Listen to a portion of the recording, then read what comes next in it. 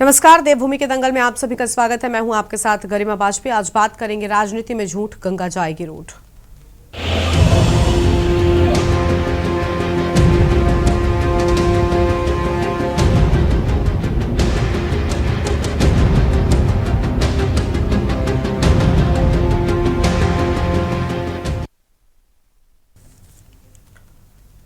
उत्तराखंड कांग्रेस के पूर्व मुख्यमंत्री हरीश रावत 15 अप्रैल से मां गंगा के शीतकालीन प्रवास मुखबा गांव से गंगा सम्मान यात्रा कर रहे हैं। हरीश रावत ने विधि विधान से पूजा पाठ के बाद गंगा सम्मान यात्रा शुरू करी। हरीश रावत ने कहा कि गंगा हमारे लिए धार्मिक, जल संग्रहण, आर्थिक रूप से महत्वपूर्ण है।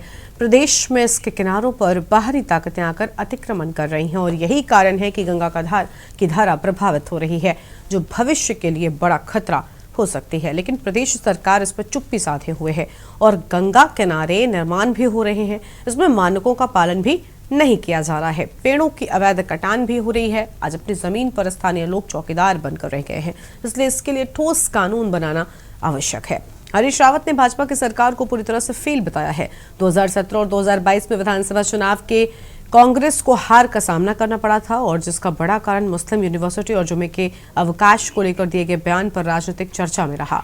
अब रावत मानते हैं कि सब भाजपा के ध्रुवीकरण की राजनीति का हिस्सा था, जिसका ठीकरा उनके सिर फोड़ा गया। इसी वजह से हरीश रावत उत्तरकाशी से मां गंगा के शीतकालीन प्रवास मुखबा गांव से गंगा सम्मान यात्रा की शुरुआत कर चुके हैं और भाजपा से जवाब मांग रहे हैं कि भाजपा ने मुस्लिम यूनिवर्सिटी और जुम्मे के अवकाश का झूठ फैलाया, क्योंकि आज तक वो इस चीज को साबित नहीं कर पाए। इसी वजह से मैं गंगा सम्मान यात्रा के जरिए भाजपा से सवाल पूछता हूं। आज इसी पर हम करेंगे चर्चा, लेकिन उससे पहले ये रिपोर्ट देखिए।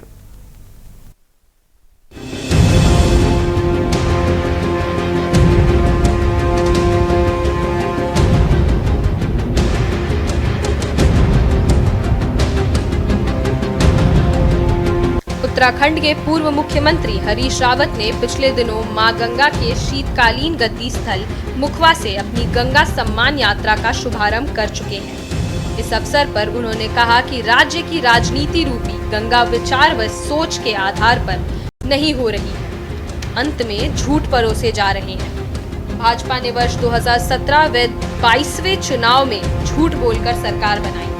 हरीश रावत ने कहा, भाजपा में इतनी हिम्मत नहीं है कि वह मुझ पर मुकदमा कर सके। पूर्व सीएम हरीश रावत ने कहा कि गंगा समेत उसकी सहायक नदी की धारा को नष्ट करने का काम किया जा रहा है। अंधाधुंध हो रहे कटान से नदी के दोनों किनारों पर खनन की लूट मची हुई है। इसी समस्या को उठाने के लिए यह यात्रा की शुरुआत की गई है। उन्होंने भाजपा सरकार को आड़े हाथों लेते हुए कहा, भाजपा ने वर्ष 2017 के विस चुनाव में भी एक झूठ बोला और वर्ष 2022 के चुनाव में भी एक झूठ बोला।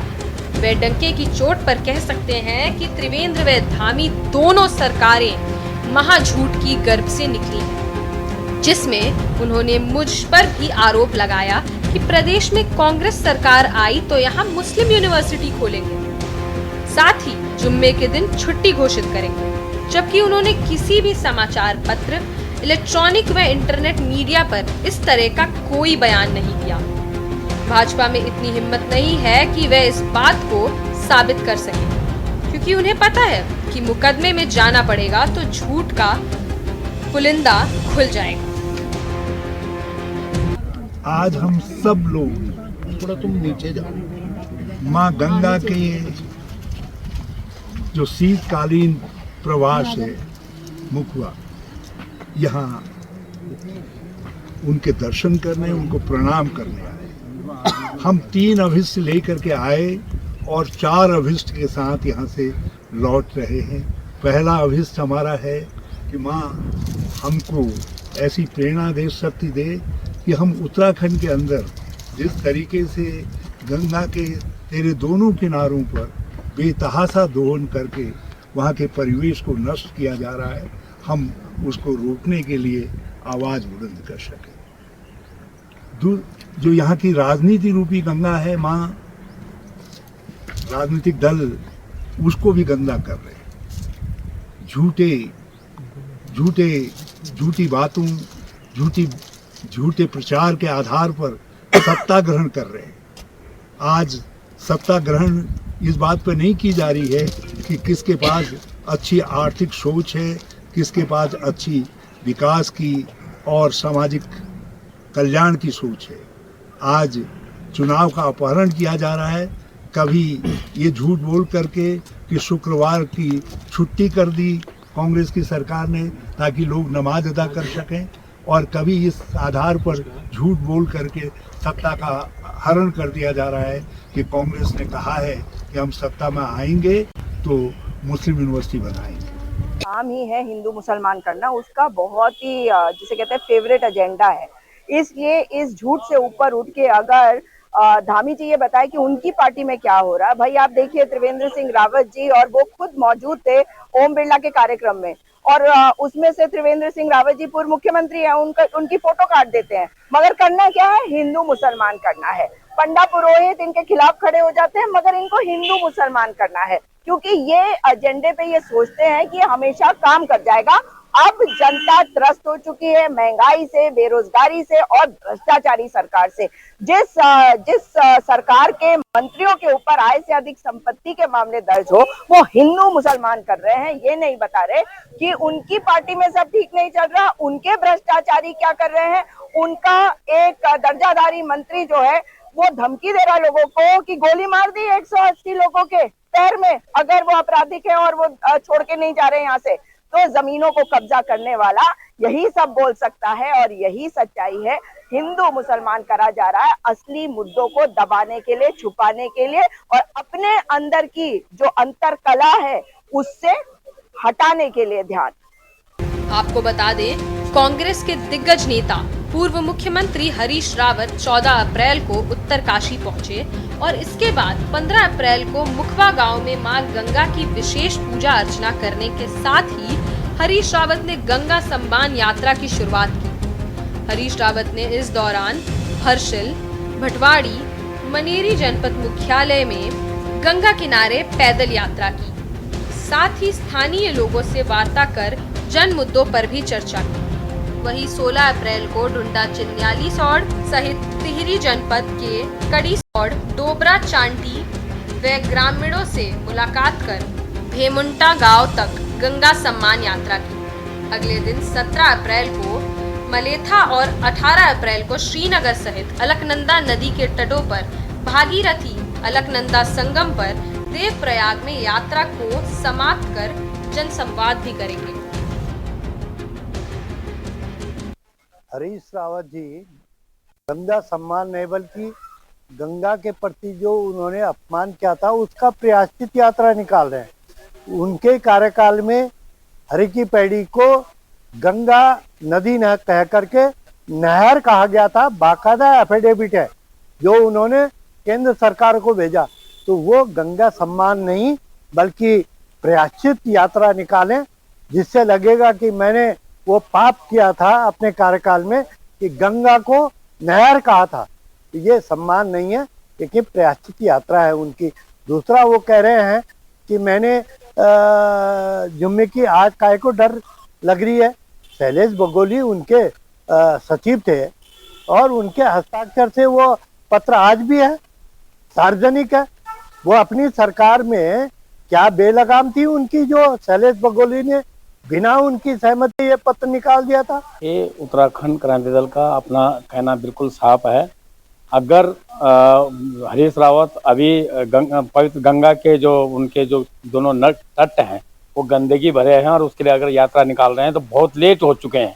ये यात्रा उनको उत्तराखंड क्रांति दल की तरह 1919 से जो कार्यक्रम हुआ था उत्तराखंड आंदोलन का, वो इसीलिए था कि धीरे धीरे गंगा मैली होती जा रही है और इसका सफाई करना बहुत जरूरी है। तो हरीश रावत बड़े से जगह हैं, दुरुस्त जगह हैं, हम उनका इसके लिए सम्मान।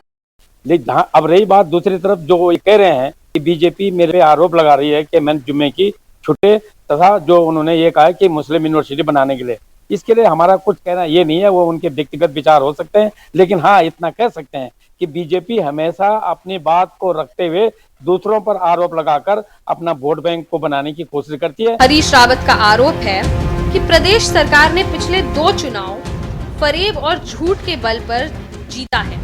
चुनाव में कई सामाजिक, आर्थिक और पर्यावरणीय एजेंडा नहीं रहा, बल्कि केंद्र से लेकर प्रदेश तक ध्रुवीकरण की राजनीति की जा रही है। इस इसलिए राजनीति की गंगा को भी भारतीय जनता पार्टी ने दूषित कर दिया है। आपको बता दें, हरीश रावत कांग्रेस के दिग्गज नेताओं में से एक हैं, जिसका राजनीतिक इतिहास भी पुराना है।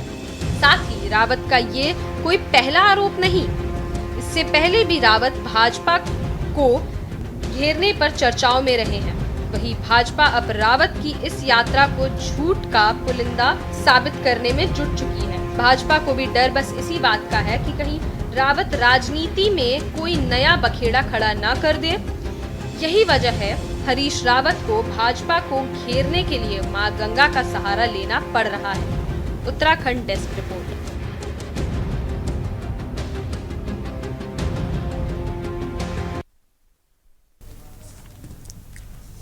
और आज इसी मुद्दे पर हम करेंगे विस्तार से चर्चा। खास मेहमानों का पैनल हमारे साथ में सुनीता विद्यार्थी जी, प्रदेश प्रवक्ता भारतीय जनता पार्टी की ओर से, मंजू त्रिपाठी, प्रदेश प्रवक्ता कांग्रेस पार्टी की ओर से, टीकम राठौर, केंद्रीय प्रवक्ता यूकेडी, अरुण शर्मा जी वरिष्ठ पत्रकार हैं। सभी मेहमानों का बहुत बहुत स्वागत है आज की हमारी इस चर्चा में। सबसे पहले शुरुआत सुनीता विद्यार्थी जी के साथ में करना चाहेंगे।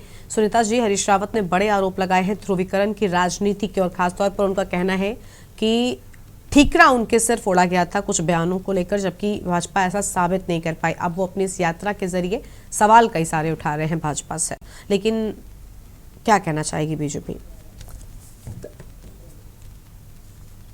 देखिए, ठीकरा फोड़ने का एक बहुत बड़ी वजह है, जब आप टोपी पहनकर सनातनी बनने का ढोंग करेंगे तो निश्चित रूप से ठीकरा फोड़ा जाएगा। अब आप एक तरफ कहें कि हम सनातनी हैं और दूसरी तरफ आप वाहवाही करें किसी दूसरे पंथ की, और उनको इतना आप मानवता की क्रीमी लेयर बता रहे हैं कि जैसे जो बाकी धर्म है उनका कोई अस्तित्व ही नहीं है।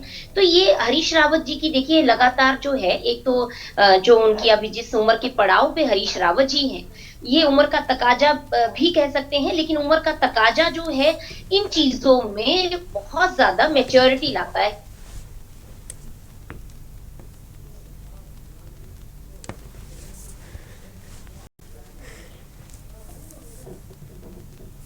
सुनीता जी की आवाज नहीं मिल पा जी।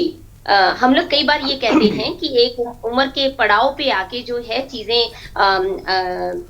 मैं कहूंगी कि मिसप्रिंट हो जाती हैं, जैसे उसी तरीके से हरीश दा के साथ भी हो रहा है। और आप देखिए गरिमा जी की गंगा माँ को, जिस गंगा माँ को उन्होंने नहर बोलकर अपमान किया था, जिस केदारनाथ भगवान के लिए इनके पास जब आपदा आई थी तो 2 शब्द नहीं थे, तो ये लोग कौन हैं, कहाँ से आते हैं, जो कभी केदारनाथ बचाओ की बात करते हैं, कभी गंगा सम्मान की बात करते हैं, कभी ये लोग जो है अपने वोट बैंक की तुष्टीकरण के लिए यहाँ पे नए से नए पैंतरे लेकर आते हैं, लेकिन सर्वश्रेष्ठ जो है वो इनके टोपी पहने हुए वो इनके कलमे हैं जो ये पढ़ते रहते हैं। तो यहाँ पे जनता अब मूर्ख नहीं बन रही है, जनता को समझ आ चुका है कि ये इन्होंने एक अधिकारी के थ्रू जो लेटर निकलवाया और जुम्मे की छुट्टी करवाई, और आज तक उसका रोना पिट रहे हैं कि मैंने तो ऐसा कुछ किया ही नहीं। मैं खुद प्रोफेशनल थी और मेरे कॉलेज में फ्राइडे के दिन में जो इस कम्युनिटी से बिलोंग करते थे उनको छुट्टी होती थी। मैं उत्तराखंड टेक्निकल यूनिवर्सिटी की बात कर रही हूँ, और मैं आपको ये भी बता दूं कि वहां पे उनको स्पेशली वो टाइम जो है उनको 11 बजे से लेके 2 बजे तक कोई डिस्टर्ब नहीं कर सकता था, चाहे कितना भी बड़ा काम यूनिवर्सिटी में क्यों ना हो। तो ये सारी चीजें जो थी, जो छूट इन्होंने जो स्पेशली एक कम्युनिटी को दी थी, ये बहुत मैं कहूंगी कि हम लोगों का अपमान है, और हमारे सनातन धर्म का, हमारी आस्था का, हमारी श्रद्धा का, हमारे तीर्थ स्थान का लगातार अपमान करते आ रहे हैं और यहाँ पे ढोंग करने चले हैं। अब ये मैं आपको बताऊं कि ये सिर्फ दिखावा हो रहा है। हरीश रावत एक ऐसे उम्र के पड़ाव में है जहां इनको लगता है कि अब जो है अपने जो हमने कर्म किए हैं उनका प्रायश्चित करना चाहिए, और उन्हीं के प्रायश्चित को लेकर ये एक यात्रा का नाम देके ये सिर्फ अपने कर्मों को काट रहे हैं, बाकी हरीश रावत कुछ नहीं कर रहे। पाठी जी क्या कहना चाहेंगे? हरीश रावत जी जो ध्रुवीकरण का आरोप लगा रहे हैं वो कितना ठीक है? बीजेपी कह रही है कि उसके पीछे कारण है, आप सनातनी बनने का ढोंग कर रहे थे। गरिमा जी, ये जो है आज नहीं हमेशा की बात है कि बीजेपी जो हिंदू मुसलमान का एजेंडा जो लेके आती है और जनता को गुमराह करती है, तो बिल्कुल सही कहा सुनीता विद्यार्थी ने कि अब जनता मूर्ख नहीं है, बहुत समझ गई है कि कब तक ये हिंदू मुसलमान का रोना पीटते रहेंगे और वोट बैंक के नाम जनता का लूटते रहेंगे। अब जनता जागरूक हो चुकी है, जनता त्रस्त है, महंगाई से, बेरोजगारी से, इन भ्रष्टाचारियों से जनता त्रस्त हो चुकी है और जनता ने ये डिसाइड कर लिया है। आप देखेंगे आने वाले चुनाव में इसका क्या रिजल्ट होगा। अरे भाई, देश को लूट कर मोदी भाग गए, नीरव मोदी भाग गए और सारे चौकीदार सोते रहे। और जब भी इन लोगों से पूछो तो इनके पास एक ही उत्तर होता कि नेहरू जिम्मेदार है। तो मतलब कब तक दूसरे पे के कंधे पर रखकर आप बंदूक चलाते रहेंगे। डबल इंजन की, ट्रिपल इंजन सरकार हो गई आपकी। आप तो अपने पूर्व मुख्यमंत्री का सम्मान नहीं करते। त्रिवेंद्र सिंह रावत जी की कभी फोटो हटा देते हैं, आए दिन वो अपनी सरकार के खिलाफ क्वेश्चन उठाते रहते हैं। आपके मंत्रियों की आय से अधिक संपत्ति रहती है, जब उस पर हल्ला बोला जाता है तब कोई एक्शन रिएक्शन नहीं होता है।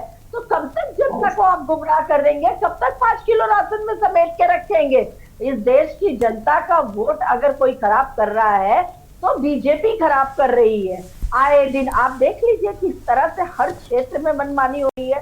किस तरह से गोल्ड का रेट आप देख रहे हैं कि कितना हो गया, आज 89,000 तक गोल्ड पहुंच गया। आज एक गरीब अपनी बेटी की शादी करता है तो कहां से वो नाक का एक लौंग भी नहीं दे सकता, इस तरह की स्थिति हो गई। खाली 5 किलो राशन में आपने उलझा के रखा हुआ है। शिक्षा देखिए, शिक्षा दिन प्रतिदिन महंगी से महंगी होती जा रही। हम आएंगे तो ये लेके आएंगे, हम आएंगे तो गरीबों का ये होगा, 15 लाख मिलेंगे, गैस चूल्हा, गैस सिलेंडर सस्ता होगा। आप जैसे ही इलेक्शन आता है आप गैस के दाम कुछ कम कर देते हो, जैसे ही आप जीत कर आते हैं उसके बाद आप उसी तरह से बढ़ा देते हो। तो इन सब चीजों को, अभद्र भाषा का प्रयोग करना, किसी पंथ को हमेशा बदनाम करना और जो है अपने सिर पे, अपने सिर पे खाली हम सनातनी। अरे आप ही सनातनी हो, हम लोग अयोध्या में जन्म लिए हुए हैं, हम सनातनी नहीं, हम इस देश के वासी नहीं है। हम लोग राम मंदिर के नाम पर कितना आपने छत से पानी टपकने लग गया था एक ही बरसात में, क्या नहीं करते आप लोग। जहां देखो वहां पर आपको दादलेबाजी, और अयोध्या की सीधा फाड़ गए थे। ये सब भूल जाते हैं ये लोग। बस जब कोई काम शुरू होता है, विपक्ष जब कोई अच्छा काम करता है तो इनको मिर्ची लगती है और ये बौखलाने लग जाते हैं। पेड़ों का किस तरह से कटान हो रहा है, किस तरह से पेड़ जो है, जंगल आप छोड़ नहीं रहे हैं, नदी नाला आप छोड़ नहीं रहे हैं, गंगा के किनारे आप बस्तियां बसाते जा रहे हैं। किसने कहा आपको गंगा के किनारे बस्तियां? कब तक लूटोगे इस देश को, कब तक लूटोगे इस राज्य को? तो इसलिए इन सब चीजों को सीरियस लेना चाहिए और जनता को भी इस बात को समझना चाहिए कि ये जो खाली सनातनी, अरे भाई सभी सनातनी, खाली आप सनातनी नहीं है। आप जो है देश जनता को खाली गुमराह करने के अलावा और कुछ भी नहीं कर रहे हैं। ठीक है, टीकम राठौर जी हैं। बात करिए ना, विनाश की बात हमेशा आप क्यों करते हैं? ठीक है मैम, टीकम जी को सुन लेते हैं। टीकम राठौर जी हैं। विनाश कर रहे हैं आप। हाँ, टीकम राठौर जी, क्या वाकई गंगा रूठ जाएगी जिस तरीके के काम फिलहाल हो रहे हैं? हरीश रावत के आरोप तो खैर एक तरफ, लेकिन उसके अलावा बाकी की चीजें भी हैं, खनन, कटान, ये सारी समस्याएं हैं जो विकराल रूप धारण कर चुकी हैं। देखिए गरिमा जी, माननीय पूर्व मुख्यमंत्री हरीश रावत जी मां गंगा की शीतकालीन प्रवास जो मुखवा में है, यदि उन्होंने विधिवत पूजा पाठ किया है तो अच्छी बात है, करना चाहिए, हर मनुष्य को करना चाहिए। जब हम इस पृथ्वी पर जन्म रखा तो ये पवित्र है, इसका हमें स्मरण करना चाहिए। लेकिन जीवनदायी मां गंगा और गंगा जो दिव्य चेतना है हमारी, उसको पवित्र करने वाली, जो वो हमारा सूक्ष्म शरीर है उसको पवित्र करने वाली, उसको तारने वाली मां गंगा और मृत्यु लोक के प्राणी मां गंगा को क्या मानने रखते हैं। पहले तो मैं ये कहना चाहता हूं माननीय हरीश रावत जी को कि उनका जो थीम है वो थीम ही गलत है। हम मां गंगा को सम्मान नहीं दे सकते। मां गंगा हमें उपमान दे रही है। जब मृत्यु के पश्चात हमारी जो दिव्य चेतना है, जब वो ब्रह्मांड में भ्रमण के लिए चली जाती है, तब भी वो तारनहार होती है। उस आत्मा को पवित्र करके, ब्रह्मांड में पवित्र करके वो भेजती है। तो ये जो उनकी जो थीम है, वो उनको उल्टा ये कहना चाहिए था कि मां गंगा के चरणों में मैं नतमस्तक हूँ और उनकी सेवा के लिए धन्यवाद हूँ। ये शब्द जाहिर माने जा सकते थे, लेकिन उन्होंने ये इन शब्दों का कोई प्रयोग नहीं किया, इस प्रकार उन्होंने अपना वक्तव्य नहीं दिया और ये निंदनीय है। मैं इसको निंदनीय कहूंगा, क्योंकि ये तो एक अहंकार का घोतक है। यदि हम ये कह रहे हैं कि हम सम्मान दे रहे हैं, क्या हम माँ को सम्मान दे सकते हैं? माँ गंगा को सम्मान दे सकते हैं जी, हम उनकी सेवा कर सकते हैं। हमारा इतना अहंकार हो गया कि माँ गंगा को सम्मान देने देंगे। भाई माँ को सम्मान, गंगा को सम्मान नहीं देंगे और किसको देंगे? किसको हम फूल माला चढ़ाते हैं? ठीक है मंजू जी, बीच में नहीं। मंजू जी, मंजू जी बीच में नहीं, प्लीज मंजू जी। यदि आप सेवा के लिए निकलते, माँ गंगा के चरणों में सेवा के लिए निकलते, हम ये कह सकते थे कि टीम अच्छी है। उन्होंने टीम का ही नाम कर दिया है, तो वो बुजुर्ग आदमी है और हमें ये लगता है जो आज की जो युवा पीढ़ी है कांग्रेस में, उनको नेतृत्व सौंप देना चाहिए। अब उनके बस का ये काम नहीं रहा है। और यदि वो यमुना या गंगा या माँ किसी भी पवित्र स्थान पे जाते पूजा पाठ करते हैं, तो हम ये नहीं कह रहे, हम कह रहे सम्मान योग्य है और ये चीज हमें करनी चाहिए। मैं कहना चाह रहा हूँ कि मिडिलों के प्राणी को जब तारण के लिए माँ गंगा लास्ट में हमारे काम आती है, तो हम क्या उस माँ को सम्मान दे सकते हैं? हम उनकी सेवा कर सकते हैं? ये सब तो कह सकते हैं, ये सब दूषित है। लेकिन गरिमा जी मैं कहना चाहता हूँ, माननीय हरिप्रसाद जी कह रहे हैं कि आज जो बाहरी व्यक्ति है नदियों के किनारे अतिक्रमण कर रहे हैं, तो आप 10 वर्ष तक आपकी सरकारें भी तो रही, आपने क्या उस समय रेत लगाया? यदि आपने उस समय ये जो अतिक्रमण था उसे रोकने के लिए यदि आपने ब्रेक लगाया होता, ठीक है, तो आज हम आपकी तारीफ करते हैं। लेकिन आपने भी वो काम नहीं किया। ठीक है, यानी शिकायतें दोनों दलों से नहीं। चलिए ठीक है, हम जी लौटेंगे, ठीक है हम जी लौटेंगे आपके पास में और विस्तार से हम चर्चा करेंगे। माफी चाहते हैं, यहाँ पर एक छोटे से ब्रेक के लिए रुकते हैं, कहीं मजा आएगा, चल लौटेंगे।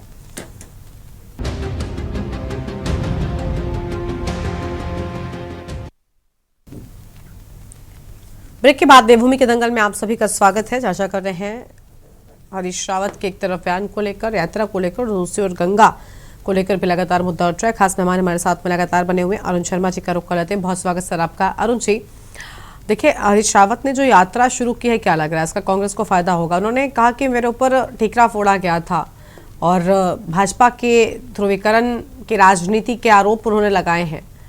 सहमत हैं आप क्या उनकी इस बात से? गरिमा, अगर उत्तर प्रदेश से आज तक 25 साल तो उत्तराखंड को बने हुए हो गए, उससे पहले उत्तर प्रदेश होता था। हरीश रावत 3 बार पिथौरागढ़ अल्मोड़ा कॉन्स्टिट्यूंसी से लोकसभा चुनाव जीते थे और वहां के स्थापित नेता मुरली मनोहर जोशी को उन्होंने 2 चुनाव लगातार हराकर उत्तराखंड से विस्थापित कर दिया था। तो हरीश रावत छोटे नेता नहीं, वो गांव-गांव की पगडंडियों को पहचानते हैं। उन्होंने इतना भ्रमण इस उत्तराखंड का किया, केंद्र में मंत्री रहे, उसके बाद हरिद्वार से भी सांसद रहे, राज्यसभा मेंबर भी रहे और देखिए उसके बाद विधायक भी रहे। जब मुख्यमंत्री बने तो विधायक चुन के आए। उनका एक बहुत लंबा सफर है, मुझे लगता है 50-55 साल का तो उनका राजनीतिक सफर होगा। कांग्रेस सेवा दल के राष्ट्रीय उपाध्यक्ष भी रहे हैं। लेकिन हम हरीश रावत की यात्रा पे तो बात कर रहे हैं। हरीश रावत का योगदान उत्तराखंड के बारे में कितना है, इसकी चर्चा भी हम उसके साथ कर रहे हैं। निश्चित तौर पर जिस टाइम उत्तराखंड आंदोलन चल रहा था तो हरीश रावत सक्रिय हो गए थे उस समय उत्तराखंड आंदोलन को समर्थन देने में। और उस समय केंद्र में राजेश पायलट गृह राज्य मंत्री होते थे। हरीश रावत ने आंदोलनकारियों की कई मीटिंगें उस दौरान गृह राज्य मंत्री से कराई। लेकिन हरीश रावत या कांग्रेस कोई भी राज्य बनाने का पक्षधर नहीं था। ये केंद्र शासित प्रदेश बनाना चाहते थे। लेकिन उसके बाद क्योंकि अटल बिहारी वाजपेयी की सरकार आई और उसने उत्तराखंड को राज्य का दर्जा दे दिया। और जिस 2 जिलों को उत्तराखंड से अलग करने की बात कर रहे थे बहुत सारे नेता उस टाइम, भारतीय जनता पार्टी ने, मुझे याद है उस जमाने में थे और उन्होंने जगह जगह उस टाइम बना होता था, ईमेल का इतना प्रावधान नहीं था और उन्होंने जगह से विभिन्न संस्थाओं से फैक्स और डाक से लेटर दिल्ली केंद्र सरकार को भेजे थे और उस टाइम गृह मंत्री हमारे लालकृष्ण आडवाणी होते थे। और कांग्रेस अंतिम समय तक, जब राज्य की घोषणा हो रही थी, अंतिम समय तक इस पक्ष में थी कि यह पूर्ण राज्य न बने, यह केंद्र शासित प्रदेश बन जाए। मैंने कहा कि हरीश रावत उत्तराखंड आंदोलन में सक्रिय हुए, मुझे तो याद है उनके साथ किशोर उपाध्याय उस जमाने में रहते थे बहुत ज्यादा, और एक पुरानी नीले कलर की मारुति 800 गाड़ी होती थी, तो हरीश रावत जहां जहां मीटिंगें होती थी वहां किशोर रावत को दौड़ाते रहते थे, तुम वहां चले जाओ वहां तैयारी करो, तुम वहां चले जाओ वहां तैयारी करो। आज किशोर रावत भी उनके, किशोर उपाध्याय भी उनके साथ नहीं, वो भारतीय जनता पार्टी में टिहरी से विधायक। लेकिन उत्तराखंड के बारे में हरीश रावत का कितना योगदान है। नामदेव तिवारी पहले मुख्यमंत्री बने, हरीश रावत पूरे 5 साल इस जुगत में लगे रहे कि कैसे नामदेव तिवारी को यहां से भगाया जाए। और हरीश रावत समर्थकों ने कई जगह, कांग्रेस के लोगों ने नामदेव तिवारी को, जहां उनकी रैली होती थी, मीटिंग होती थी, काले झंडे तक दिखाए। ये मैं नहीं कह रहा हूं, ये इतिहास है। आज भी उन अखबारों की कटिंग मिल जाएगी, क्योंकि उस टाइम इलेक्ट्रॉनिक मीडिया इतना पावरफुल नहीं था, केवल प्रिंट मीडिया होता था। आज भी कटिंगें मिल जाएगी, हमने कई खबरें छापी है जब हरीश रावत के लोग नामदेव तिवारी को काले झंडे दिखाते थे और नामदेव तिवारी यहां से ये कहते हुए दिल्ली चले जाते थे कि अब बहुत हो गया, मैं जा रहा हूं, वापस नहीं आऊंगा। पूरे के पूरे विधायक कांग्रेस के दिल्ली दौड़ शुरू हो जाती थी और थोड़े दिन बाद, 2-3 दिन बाद नामदेव तिवारी वापस आ जाते। पूरे 5 साल हरीश रावत इसी जुगत में लगे रहे कि किस तरह नामदेव तिवारी को यहां से हटाया जाए। और उसके बाद देखिए 2012 में, 2007 तक कांग्रेस की सरकार थी, नामदेव तिवारी मुख्यमंत्री थी। 5 साल खंडूड़ी जी, निशंक खंडूड़ी जी, 3 मुख्यमंत्री भारतीय जनता पार्टी ने बनाए। और 12 में फिर से कांग्रेस को सरकार बनाने का मौका मिला। विजय बहुगुणा मुख्यमंत्री बन गए। कैसे बने, क्या चले, वो बहुत लंबा इतिहास है, उसमें नहीं जाऊंगा। लेकिन हरीश रावत उस जमाने में भी इस जुगत में लगे रहे कि कैसे विजय बहुगुणा की गद्दी को उखाड़ा जाए और फिर मुख्यमंत्री बने जाए। आखिर में वो स्थिति आई कि हरीश रावत मुख्यमंत्री बन गए। लेकिन हरीश रावत के मुख्यमंत्री बनने से कितना नुकसान हुआ। जो दिल्ली दरबार उन्हें कहता रहा तो सुबोध उनियाल को मंत्री बना दो, सुबोध उनियाल को मंत्री बना दो। 3 बार 10 जनपद ने बुला के कहा कि इनको मंत्री बना दो, उन्होंने नहीं बनाया। कितना बड़ा नुकसान हुआ। 9 विधायक, उसके बाद 9 विधायकों ने विद्रोह किया और बाद में वो भाजपा में शामिल हो गए। उत्तराखंड के इतिहास में पहली बार राष्ट्रपति शासन लगाने की नौबत आई। वो अलग बात है कि उसके बाद कोर्ट ने दोबारा से हरीश रावत की सरकार को मान्यता दी और वो दोबारा मुख्यमंत्री बन गए। लेकिन उसके बाद 22 के चुनाव में क्या हुआ, मैं किच्छा से भी लड़ूंगा, मैं हरिद्वार ग्रामीण से भी लड़ूंगा, मैं फलानी जगह से भी लड़ूंगा। हुआ क्या, आप मुख्यमंत्री रहते हुए किच्छा से भी हार गए, हरिद्वार ग्रामीण से भी हार गए और पूरी की पूरी कांग्रेस साफ हो गई। फिर केवल इसलिए कि 9 विधायक भारतीय जनता पार्टी में चले गए थे और उन 9 विधायकों ने इतना जबरदस्त प्रचार किया कि आखिर में कांग्रेस को मुंह की खानी पड़ी। अब गिनती के विधायक रह गए थे उस जमाने में। वही स्थिति 2022 में हुई। हरीश रावत अंतिम समय तक ये निर्णय नहीं कर पाए कि वो कहां से लड़ेंगे। हुआ क्या, रामनगर जाना चाह रहे थे। रामनगर में रणजीत रावत, जो एक जमाने में उनके खास सिपह सालार होते थे, आज भले 36 का आंकड़ा, रामनगर में उनकी तैयारी थी, उनको दोबारा से सल्ट भिजवा दिया जहां उनकी कोई तैयारी नहीं थी। परिणाम क्या हुआ, सल्ट भी हार गए, रामनगर भी हार गए। और ये स्थिति हुई कि जो ये लग रहा था हम जैसे लोगों को कि अब कांग्रेस की सरकार बनने वाली है, हरीश रावत की उलटबाजी की वजह से हुआ ये कि वो सरकार आपके आते रह गई और दोबारा से भारतीय जनता पार्टी की सरकार बनी। इसके बीच में 3 लोकसभा चुनाव का भी इतिहास है। 3 लोकसभा चुनाव से पिछले कांग्रेस को कोई सीट नहीं मिली, जबकि कांग्रेस इस प्रदेश में बहुत मजबूत मानी जाती। ठीक है। और आज भी मैं कह रहा हूं कि अगर कांग्रेस के सारे नेता एकजुट हो जाएं तो निश्चित तौर पर कांग्रेस हल्की पार्टी नहीं है, बहुत मजबूत विपक्ष का रोल प्ले कर सकती है इस प्रदेश में। लेकिन वही है, कितने गुटों में बनी है उसकी कोई कल्पना नहीं है। इसलिए आज स्थिति यह है, कांग्रेस के तमाम बड़े बड़े नेता भारतीय जनता पार्टी की गोद में जाके बैठ गए। ठीक है, अब बीजेपी सवाल करते हैं। हाँ सुनीता जी, आपने सुना? भविष्य और खराब। हाँ, क्या भाजपा ध्रुवीकरण की राजनीति कर रही थी और है दोनों? क्योंकि अभी उन्होंने अवैध खनन, अवैध कटान का मुद्दा उठाया और है ये चीजें, तस्वीरें सामने आई, हमने खुद कई बार चर्चा की है। गरिमा, जहां तक ध्रुवीकरण की जो बात हो रही है, ये आरोप इसलिए निराधार है क्योंकि ये इस तरीके की जो राजनीति है ये कांग्रेस पार्टी नहीं तो उनकी यात्रा पर बीजेपी का क्या जवाब आएगा? उस यात्रा के जरिए उन्होंने जवाब मांगा है। अतिक्रमण जहां पे भी होगा गरिमा, हमारा सरकार का कर्तव्य है कि उस अवैध अतिक्रमण को हटाया जाए, चाहे वो मंदिर हो, मस्जिद हो, कोई भी हो, कोई जिस भी तरीके से अगर कहीं पे मानकों का उल्लंघन हुआ है तो सरकार बाध्य भी है और सरकार का मैंने कहा कि कर्तव्य है कि हम लोग जो है उस पर एक्शन ले। अब इसमें अगर ये अपना तुष्टीकरण कहीं पे ढूंढ रहे हैं तो वो इनकी गलतफहमी है। और जिस विचारधारा से गरिमा हरीश रावत जी प्रेरित है, मैं तो आज उनको इस वार्ता के माध्यम से यही कहूंगी कि 100 चूहे खाकर बिल्ली हज को चली, इससे ज्यादा उन पर कोई मुहावरा सटीक नहीं बैठता है। क्योंकि जिस प्रकार की इनकी विचारधारा है और जिस तरीके से इनके जो बातें हैं, आप देखिए कि पिछले दिनों हरीश रावत जो है वो जिहाद का आह्वान कर रहे थे।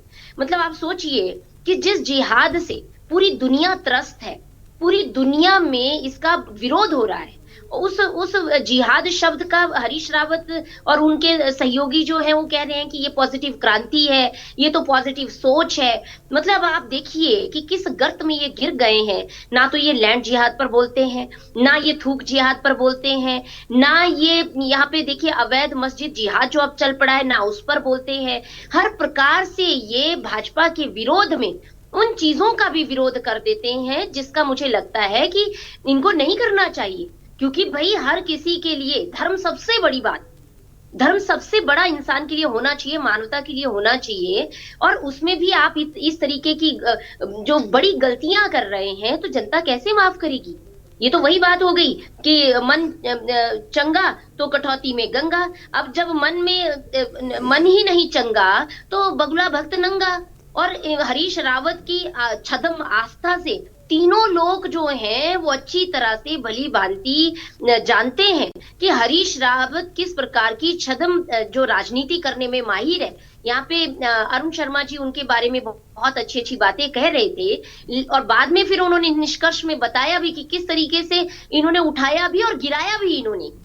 तो देखिए, जब आप रिस्पॉन्सिबिलिटी लेते हैं किसी चीज की और जब आप एक पब्लिक फिगर होते हैं तो आपको एक मैसेज देना होता है। आप दो नावों में सवार हो जाइए। कभी आप बोलिए कि ये जो पर्टिकुलर एक विशेष धर्म है ये बहुत अच्छा है और ये जो ये कार्य कर रहे हैं ये बहुत बढ़िया काम हो रहा है, और कभी आप बोलिए कि नहीं नहीं अब तो हम गंगा जा रहे हैं नहाने के लिए। कभी आप गंगा माता का अपमान कर दो। इन्होंने मुख्यमंत्री रहते हुए अपने लेटर हेड पे निकाला था कि गंगा जो है एक नहर है। तो आप बताइए आज कौन सी गंगा को सम्मान दे रहे हैं? और बिल्कुल सही बात कही टीकम जी ने, क्योंकि टीकम जी जो है वो जड़ से जुड़े हुए व्यक्ति हैं। उन्होंने ठीक कहा कि गंगा को आप क्या सम्मान देंगे? जो दुनिया को तारने वाली माँ गंगा है, जो मुक्ति देने वाली है, जो हमारे पापों का हरण करती है और सबसे पवित्र माँ गंगा, उसको सम्मान हरीश रावत देंगे? मतलब एक तो अपने पापों का प्रायश्चित करने व्यक्ति जा रहा है और उसमें भी ये तोहमत लगा रहा है कि मेरी वजह से गंगा माँ का सम्मान हो रहा है। आप देखिए कितनी छदम तरीके की राजनीति कांग्रेस पार्टी की है। और अब ये मैडम जो मोहतरमा यहाँ बैठी हैं, ये कह रही थी कि इन्होंने तो बड़ी लूट खसूट करी। अरे नेशनल हेराल्ड में आपने लाखों करोड़ों रुपए के पैसे को जब्त कर लिया। बेल पे आपके सोनिया और राहुल गांधी बैठे हैं। उसके बाद आप ईडी के दफ्तरों में जाके तोड़फोड़ कर रहे हैं, कानून हाथ में ले रहे हैं। आपको शर्म नहीं आती? कानून आपके लिए नहीं आपको बना है। आनी चाहिए मैडम। बोलने का मतलब, समझती मंच हैं मिलने आपको? का मतलब ये नहीं कि आप कुछ और भी आप बोलती तो कहिए जाएंगी। अपने तो टाइम पे मैं बोलिएगा। चुप करिए बिल्कुल से, ना मैं बदतमीजी करूँ ना मंजू जी, बदतमीजी मंजू जी और सुनीता जी, प्लीज। कभी मंच मिलने का मतलब कुछ भी बोलती जाएंगी। शर्म आपको आनी चाहिए। कुछ हद तक आप प्रूव करते हैं। मंजू जी, मैं आपके पास ही आ रही हूँ। मंजू जी, मंजू जी आपके पास ही आ रहे हैं। मंजू जी, इसके बाद आपको ही सुनने वाले थे, आप काउंटर कर लीजिएगा। लेकिन सवाल मंजू जी आप पर भी उठाया अभी यूकेडी के प्रवक्ता ने, तो फिर मुझे लगता है थोड़ा थोड़ा इंतजार कीजिए। मंजू जी, मैंने आपको पूरा सुना था, मैंने आपको पूरा सुना था। उन्हें अभी मौका दिया दोबारा से, आप लोगों के सवालों का जवाब दे रही थी। मेल करो और बदतमीजी करो यहाँ पे बैठ के। सुक्खू सरकार ने गरिमा हिमाचल प्रदेश में अभी बताया 2.5 लाख करोड़ के विज्ञापन इन्होंने नेशनल हेराल्ड को दिए। सिखाएंगे कल के लोग हरीश रावत को गाली देने का काम करेंगे। मंजू जी, आपको डिबेट में बैठना है तो आप स्क्रीन पर बैठ सकती हैं। नहीं गरिमा जी, आप को बैठाना है जो दूसरी पार्टी। मंजू जी, इस तरीके के व्यक्तिगत टिप्पणी करने से मुझे लगता है आपको बचना चाहिए। अगर आप जाना चाहती हैं तो कोई बात नहीं, लेकिन अगर आपको बैठना है तो आप स्क्रीन पर बैठ सकती हैं। ठीक है, अरुण जी क्या कहना चाहेंगे? सर, सवाल कांग्रेस पर भी उतने ही उठे। ऐसा नहीं कि कांग्रेस ने ध्रुवीकरण नहीं किया है। वो कहते हैं ना कि अंगूर मिले नहीं दो खट्टे हैं। अभी सत्ता में नहीं है तो इसके अलावा कुछ ऑप्शन भी तो नहीं है, क्या करेंगे? और हरीश रावत तो वैसे भी जाने ही जाते हैं किन चीजों के लिए। मैं उनका सम्मान करती हूँ, बहुत वरिष्ठ नेता हैं और बहुत लंबे वक्त तक उन्होंने उत्तराखंड में जिम्मेदारियों को संभाला है। लेकिन कहते हैं ना, हर नेता के साथ कुछ छवि जोड़ी होती है। तो गरिमा देखिए, हरीश रावत वास्तव में गांव गधेरे के नेता है। और जब मुख्यमंत्री बने थे तो हम लोगों को, हम जैसे पत्रकारों को, जिनके साथ वो कई घंटे बैठ के बहस करते थे चीजों पे, और कहीं ना कहीं हरीश रावत का जो दिमाग था जिससे बात करते थे, वो सोशलिस्ट टाइप का दिमाग था जो कांग्रेस में आमतौर पे होता है लोगों का। समाजवाद से प्रेरित हुए, मतलब सोवियत रूस से बहुत प्रेरित है, क्यूबा से बहुत प्रेरणा लेके बैठे हैं, या जितनी भी कम्युनिस्ट कंट्री से, क्योंकि वहां का जो मॉडल है वो सोशलिस्ट मॉडल है कि सबके समानता वाली। लेकिन हिंदुस्तान में हुआ नहीं कि सबको समानता का नारा तो हुआ, लेकिन वो कुछ लोगों को ही लाभ मिला उसका। और जब हरीश रावत मुख्यमंत्री बने थे तो हम जैसों को बहुत उम्मीद थी कि अब शायद उत्तराखंड में आमूलचूल परिवर्तन आ जाए, लेकिन उतनी ही निराशा हाथ लगी। पहले दिन जब ये हो रहा था कि उनका मुख्यमंत्री कि अब वो शपथ लेने जाएंगे, विजय बहुगुणा राजभवन में चले गए, हम वहीं थे, इस्तीफा दिया, और विजय बहुगुणा ने आके बाइट वगैरह दी, हमसे बात करी सबसे पत्रकारों से। तो विजय बहुगुणा कोई निराश नहीं थे, क्योंकि विजय बहुगुणा कुछ राजसी स्टाइल के आदमी थे, क्योंकि जज रह चुके थे। उनका अपना स्टाइल था, 7 बजे बाद काम नहीं करना, कोई डिस्टर्बेंस नहीं, शनिवार इतवार दिल्ली गोल्फ खेलने चले जाना, वो स्टाइल था उनका। जब हरीश रावत आए तो हमको बहुत उम्मीद लगी, और उम्मीद होनी भी चाहिए थी, क्योंकि सबसे वरिष्ठ नेता ज्ञानदत्त तिवारी के बाद उत्तराखंड में विजय बहुगुणा थे। विजय बहुगुणा नहीं, हरीश रावत थे। हरीश रावत के पहले दिन, शपथ से पहले, उनके जो खास सिपाही सालार थे, उन्होंने सर्किट हाउस में एक पुलिस अधिकारी के साथ गाली गलौज कर दी। शपथ लेने दे, पहला ट्रांसफर तेरा हो। हालांकि मैं ही उनको अंदर ले गया, फिर मैंने कहा ये शोभा नहीं देता, आप सार्वजनिक तौर पर इस तरह बात करें। और वास्तव में हरीश रावत के शपथ के बाद पहला जो ट्रांसफर ऑर्डर निकला था, वो केवल कृष्ण खुराना, जो यहाँ एसएसपी थे देहरादून के, आज बेचारे इस दुनिया में नहीं है, अभी थोड़े दिन पहले उनका देहांत हो गया, उनका निकला। तो ये एक बदला लेने की जो स्थिति थी, ये निश्चित तौर पर सत्ता के नुकसान की ओर, सत्ता के पतन की ओर इशारा करती थी। और उसके बाद हुआ क्या? हरीश रावत के जो इतने ज्यादा अंधविश्वासी थे कि उस मुख्यमंत्री आवास में नहीं गए, वो सर्किट हाउस से वो चलाते थे, जो बीजापुर हमारा स्टेट गेस्ट हाउस है, वहां उन्होंने एक पोर्शन को मुख्यमंत्री आवास बना दिया, वहां से सत्ता। शाम को जब घर जाते थे तो बाकायदा एक आदमी उनको मिर्च का धुआं देता था कि बाहर इनको नजर ना लग जाए, लगी हो। ये रोज का रूटीन था। ठीक है, ठीक है। तो वो सारी चीजें हमने अपनी आंखों के सामने देखी। अरुण जी, और देखिए मौके बहुत सारे कांग्रेस पार्टी के पास भी थे। अभी टीकम जी ने मुझे लगता है ठीक बात कही थी जब मंजू जी से विवाद हुआ। मंजू जी डिबेट छोड़कर चली गई। होता क्या है कि जब जवाब नहीं होता तब कई बार प्रवक्ता इस तरीके से व्यवहार करते हैं। और अभी स्थिति क्या है कांग्रेस पार्टी के लिए कि सिर्फ विरोध करने की नियति से ही बैठ जाते हैं, क्योंकि अभी वर्तमान में राजनीति में भी कुछ खास नहीं है। हरीश रावत जी कुछ वक्त के बाद आते हैं, दोबारा से एक्टिव हो जाते हैं, कुछ उनके इवेंट्स टाइप कह लें हम, एक के बाद एक होते रहते हैं और वो सुर्खियों में आते हैं, उसके बाद फिर वो गायब हो जाते हैं। और इस तरीके की राजनीति पर कांग्रेस के प्रवक्ता जवाब देंगे भी तो क्या जवाब देंगे? तो फिर डिबेट छोड़कर जाने के अलावा कोई और ऑप्शन भी तो नहीं बचता। आप देखिए मंजू जी हमेशा हाइपर हो जाती थी कई बार। एग्जैक्टली वो बीच में बोलने लगती थी, जबकि हम लोग कभी किसी के बीच में नहीं बोलते। और एक से एक कई बार आप भी बैठते हैं, आप पत्रकार हैं, मुझे पता है कई बार हमारे प्रवक्ता क्या हमें आपको छोड़ते हैं सर, जिसके पक्ष की बात हम नहीं करते या जिसके समर्थन में एक भी शब्द ना बोल दें। कांग्रेस के पक्ष की बात करें तो बीजेपी वाला कहता है कांग्रेस का एजेंट है। एग्जैक्टली अब उससे फर्क भी नहीं पड़ता ना, क्योंकि वो अब उससे फर्क नहीं पड़ता है। तो लेकिन डिबेट में बैठने के कुछ नियम कानून कायदे होते हैं। आप टीवी पर बैठे, आप नुक्कड़ पर बैठकर कोई चाय पर चर्चा नहीं कर रहे हैं। तो मुझे लगता है उन एथिक्स को भी पता होना चाहिए लोगों को।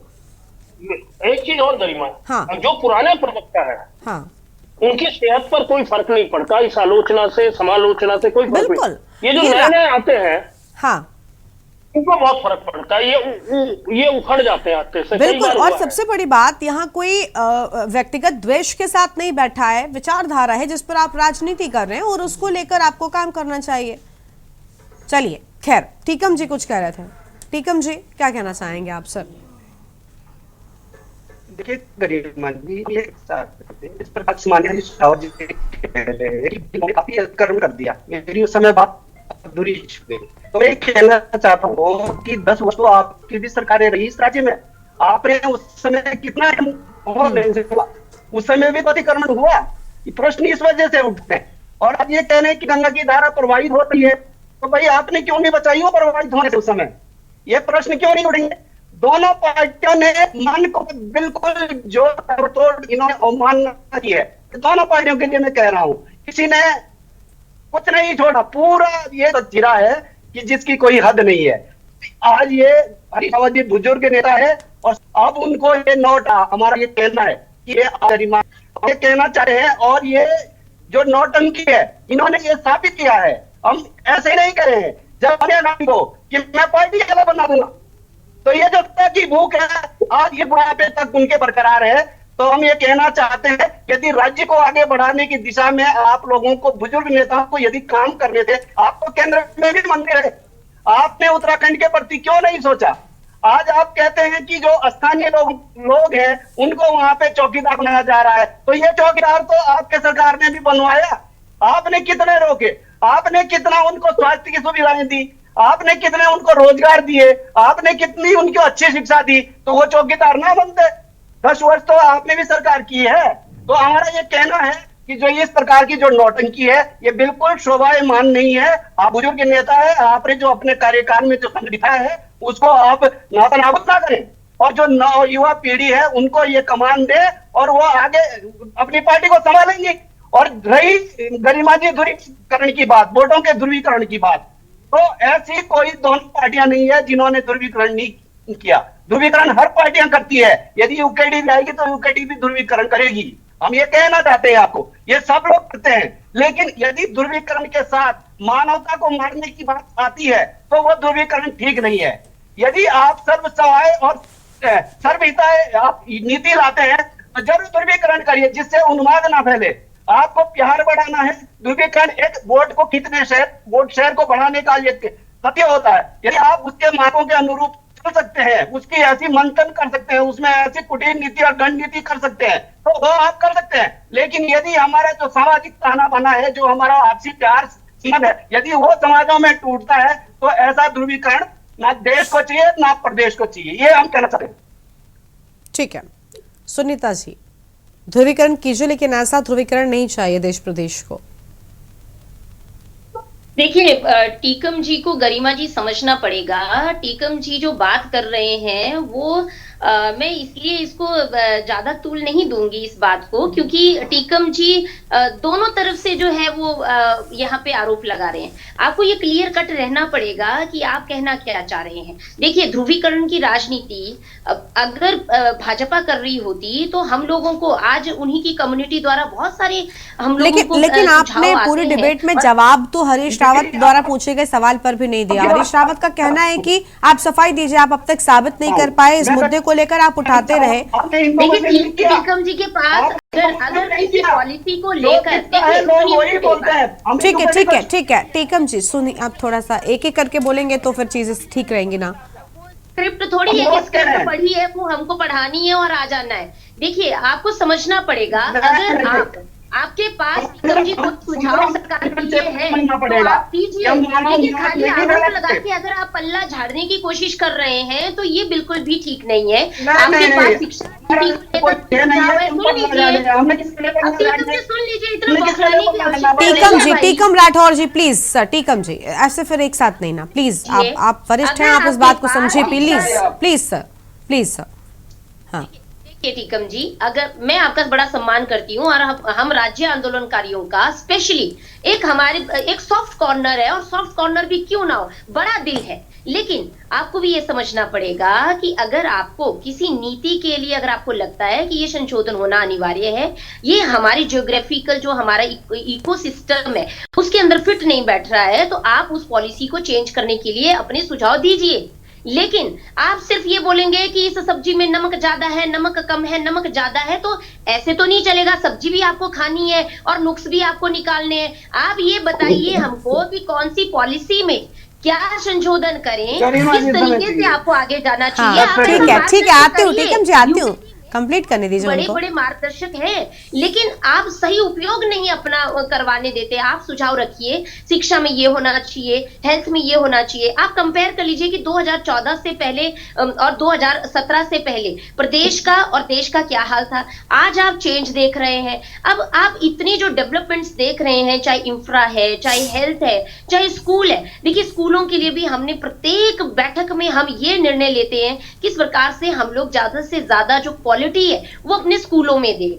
और हम लोगों की ये भी बाध्यता है कि जहां पे निजी स्कूल है, जहां पे हमारी जिस तरीके की पॉपुलेशन है और जो पेरेंट्स का अधिकार है कि वो जिस जगह पे अपने बच्चों को रखना चाहते हैं, पढ़ाना चाहते हैं, रहना चाहते हैं, वो उनका पारिवारिक मैटर है। लेकिन आप कहेंगे कि नहीं भाजपा की वजह से पूरा।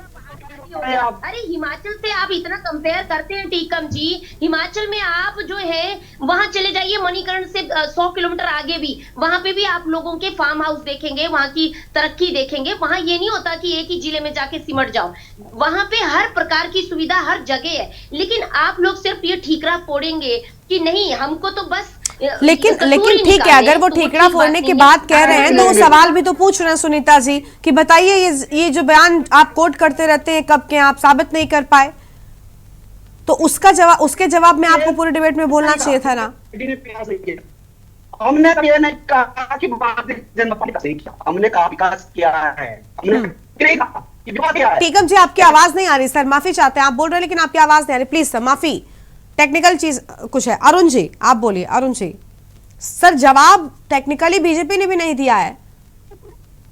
देखिए, बीजेपी जो सुनीता जी है वो अपनी लाइन पे चलेंगे, वो उस लाइन से इधर उधर नहीं होंगी। और मैं एक चीज कहना चाह रहा हूँ, हरीश रावत के ऊपर डिबेट चल रही है हमारी। हरीश रावत चुनाव लड़ेंगे या उनकी पत्नी चुनाव लड़ेगी या उनका बेटा चुनाव लड़ेगा या बेटी चुनाव लड़ेगी। ये 4 लोग तो हमारे सामने आ चुके हैं और स्थिति ये है कि हरीश रावत का ही जो सबसे बड़ा बेटा है आज उस परिवार में सबसे ज्यादा उपेक्षित है। और मैं नहीं कह रहा हूं, आप पता लगा लीजिए, आनंद रावत के अगर आपको कहीं मिले तो उसकी बाइट ले लीजिए, पता लग जाएगा कि हर जगह हरीश रावत ने या तो पत्नी को आगे बढ़ाया, या वीरेंद्र को आगे बढ़ाया, या अनुपमा को आगे बढ़ाया। और उसके उन लोगों के चक्कर में वो पार्टी के जो निष्ठावान कार्यकर्ता हैं उनको भी किनारे करते चले गए। और इसीलिए एक जमाने में हरीश रावत के जो सबसे मजबूत सिपह सालार थे रंजीत रावत, आज वो उनसे अलग है। आप देखिए मथुराधर जोशी रात दिन उनके लिए काम करते थे, आज बीजेपी में आपकी डिबेट में भी कई बार आते। तो ये कमलेश रमन या हम जोश सिंह बिष्ट को कहें, आरपी रतूड़ी को कहें, सारे भाजपा में हैं। और बल्कि आरपी रतूड़ी जी तो एक दिन मुझसे कह रहे थे, तब तक भाजपा में ले गए थे, कह रहे अरुण भाई अब दम घुटने लग गया। मैंने कहा क्या हुआ? कह रहे यार वो करण महाराज जब से आया है तब से एक क्षेत्र का बोलबाला बहुत हो गया, हमारा दम घुटने लग गया। और उसके कांग्रेस मैंने सोचिए डिबेट में बोला था, उसके थोड़े दिन बाद वो बीजेपी में चले गए। मैंने कहा कांग्रेस में कार्यकर्ताओं की ये स्थिति है, उसके बाद वो भाजपा में चले गए। और अभी लंबी लाइन है जो मुझे अपने सूत्रों से पता है, भाजपा में कांग्रेस में बिल्कुल वो बिहाइंड द कैमरा, वो बिहाइंड द कैमरा चीजें हैं। ठीक है, ठीक है। बहुत शुक्रिया आप सभी मेहमानों का हमारे साथ चर्चा में आने के लिए। देखिए उम्मीद है कि जो सवाल बीजेपी से पूछे जा रहे हैं वो उनका जवाब बीजेपी को देना चाहिए, क्योंकि अगर हरीश रावत कोई मुद्दा उठा रहे हैं, एक यात्रा के जरिए कोई जवाब चाहते हैं, तो उसे जवाब जरूर देना चाहिए, क्योंकि लगातार लंबे वक्त से ये आरोप हम कह लें लगाती हुई बीजेपी आई है। इस कार्यक्रम में इतना ही। आप देखते रहिए न्यूज़ इंडिया। नमस्कार।